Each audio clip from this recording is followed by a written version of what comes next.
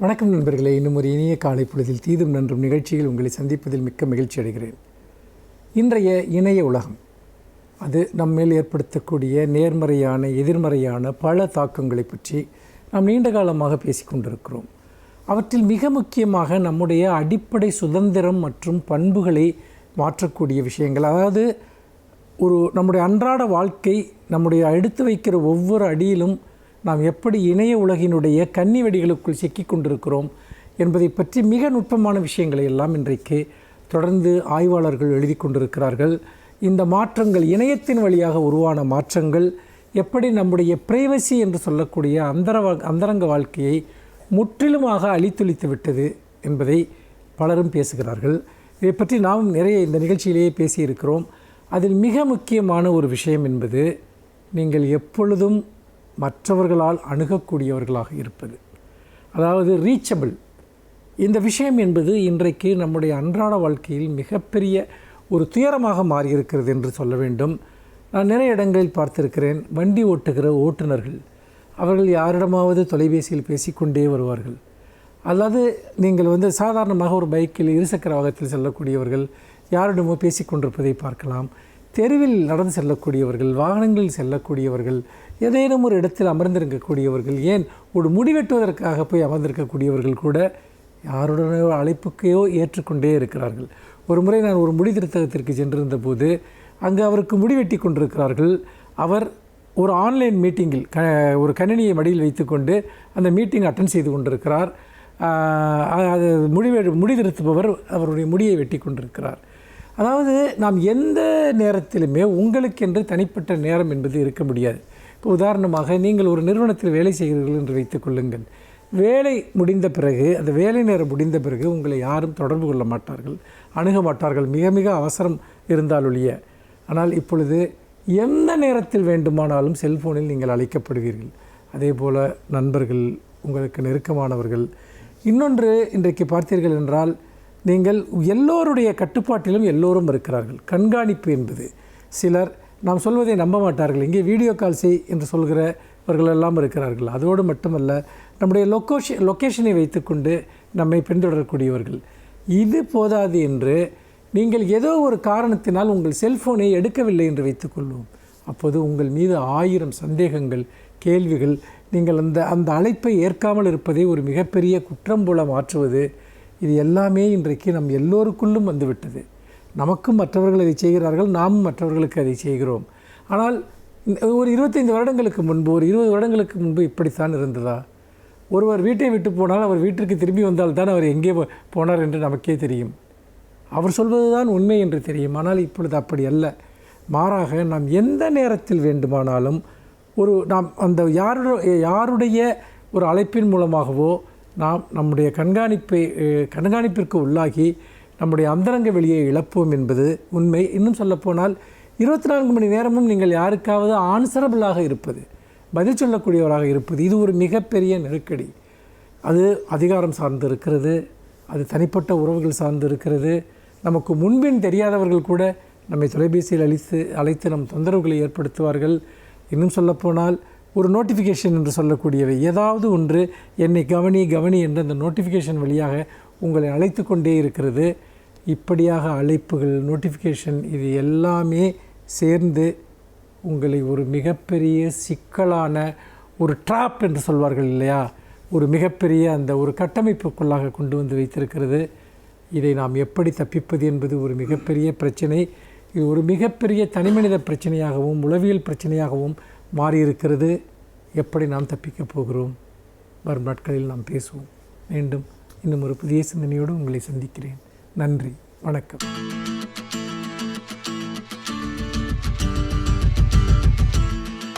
அனைவருக்கும் என் அன்பு வணக்கம். சில சின்ன விடைகள் பெரிய கேள்விகளுக்கான விடைகளாக இருக்கின்றன. புத்தரிடத்திலே ஒருவர் கேட்டதாகவும் அவர் சொன்னதாகவும் சொல்லப்படுகிற ஒரு செய்தி உண்டு. அவர் எல்லாவற்றுக்கும் வழக்கமான விடைகளை தாண்டி சிந்தித்து நிதானமாக விடை சொல்லக்கூடியவர். உணவு உண்பதற்கு சரியான நேரம் எது என்று கேட்டிருக்கிறார்கள். பொதுவாக நாம் அறிவோம், அந்த புத்த பிட்சுகள் நாங்கள் மக்களிடத்திலே போய் கையேந்தி நிற்கிற போது அவர்கள் தருகிற உணவுகளில் சில நேரங்களில் புலால் உணவு, மீன் உணவும் கலந்திருக்கிறதே என்று கேட்கிற போது புத்தர் சொன்னார், மக்கள் எதை கொடுக்கிறார்களோ அதை வாங்கி உண்ண பழகுங்கள் என்று சொன்னார். அப்போது ஒருவர் கேட்கிறார், உண்பதற்கு சரியான நேரம் எது என்று. அதற்கும் புத்தர் சொன்ன பதில், எல்லோருக்கும் ஒரே நேரம் சரியாக இருக்கும் என்று சொல்ல முடியாது.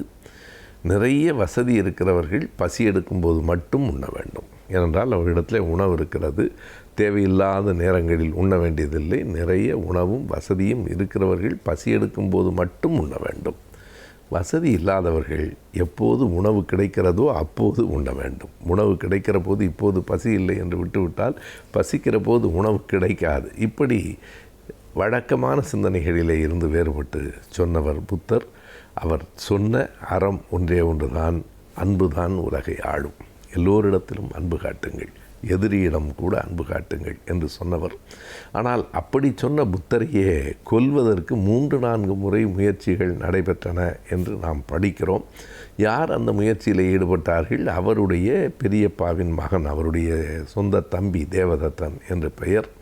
கிரிஜ்குடா என்கிற ஒரு மலையின் உயரத்தில் புத்தர் உட்கார்ந்து தவம் செய்து கொண்டிருக்கிறார் என்கிற போது அந்த உயரத்திற்கும் மேலே சிகரத்துக்கு போய் அங்கே இருந்து ஒரு பாறையை உருட்டி விடச் செய்கிற அளவுக்கு அன்பும் கருணையும் கொண்டவனாக புத்தரோடு பிறந்த இன்னொருவர் நிறந்திருக்கிறான். எண்ணி பாருங்கள், உலகத்தை எல்லாம் அன்புமயமாக கருணை கொண்டு அருளோடு பார்க்க வேண்டும் என்று சொன்ன புத்தரை அழித்து விட வேண்டும், அதுவும் பாறையை உருட்டி அழித்து விட வேண்டும் என்று கருதியவன் அவருடைய தம்பியாக இருந்திருக்கிறான் என்பதை நாம் பார்க்கிறோம். அந்த பாறை உருண்டு வந்தால் புத்தரல்ல யாரும் தப்பிக்க முடியாது. ஆனால் அந்த பாறை உருட்டி விடப்பட்ட அந்த வழி சரியாக இல்லாமல் அவர் அமர்ந்திருந்த இடத்துக்கு அருகில் அந்த பாறை உருண்டு கீழே விழுந்து விட்டது என்று அந்த கதைகள் சொல்லுகின்றன. இவைகளெல்லாம் சொல்லப்படுகிற கதைகள் தான், மிகப்பெரிய வரலாற்று சான்றுகள் இல்லை. ஆனால் புத்தரை கொல்ல முயற்சி நடந்திருக்கிறது என்பதற்கு பல்வேறு விதமான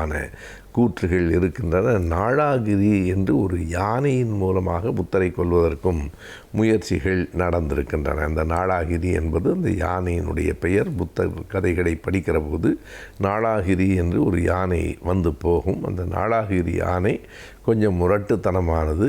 அதற்கு மதுவை வேறு ஊற்றிவிட்டு அது தன் நிலையில் இல்லாத தருணத்தில் புத்தர் வருகிற திசையை நோக்கி அந்த யானையை அனுப்பிவிட்டார்கள் என்று ஒரு கதை உண்டு. அதிலிருந்து புத்தர் எப்படி தப்பித்தார் என்பதற்கு 2 விதமான காரணங்கள் சொல்லப்படுகின்றன. ஒன்று, இயல்பாக உலகியல் அடிப்படையில் அந்த யானை இயல்பாக போயிருந்தால் கூட நேராக போயிருக்கும்.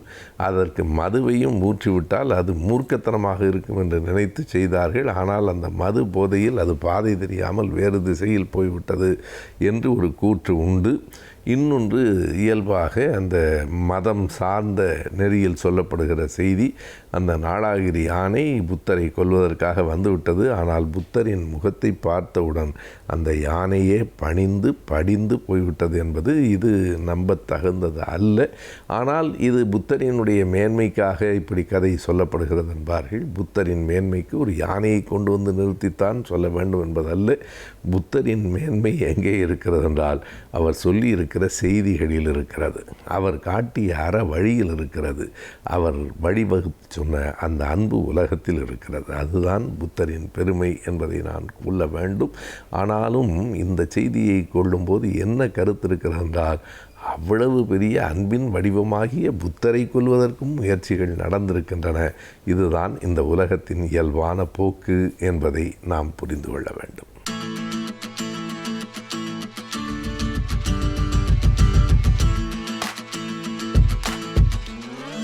வணக்கம். இந்த வாரம் ஆலோசனை நேரத்தில் கலைஞர் தொலைக்காட்சி நேயர்களை சந்திப்பதில் மிக்க மகிழ்ச்சி. கல்வி மற்றும் வேலைவாய்ப்பு சம்பந்தமான ஆலோசனைகள் உங்களுக்கு பயன் தரும் விதத்தில் கலைஞர் டிவி மூலம் வழங்கிக் கொண்டிருக்கிறோம்.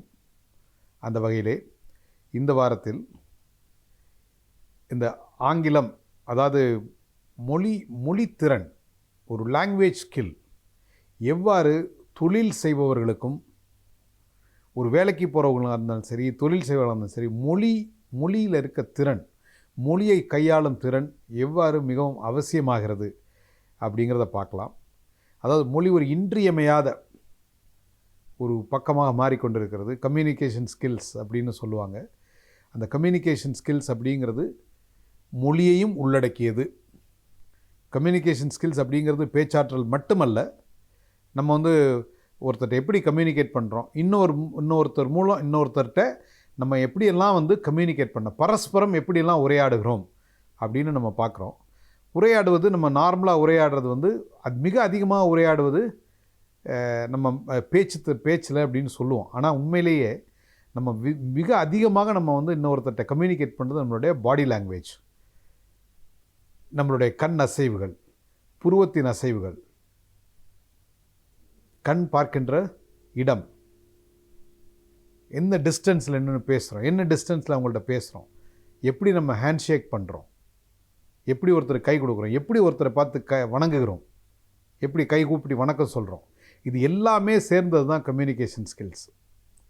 இதில் மேஜர் பார்ட் வந்து யாராக இருந்தாலும் சரி, எந்த நாட்டில் பிறந்தவர்களாக இருந்தாலும் சரி, பாடி லாங்குவேஜ் அப்படிங்கிறது ஓரளவுக்கு ஒரு உயிரும் இன்னொரு உயிரும் வந்து கம்யூனிகேட் பண்ணிக்கும்.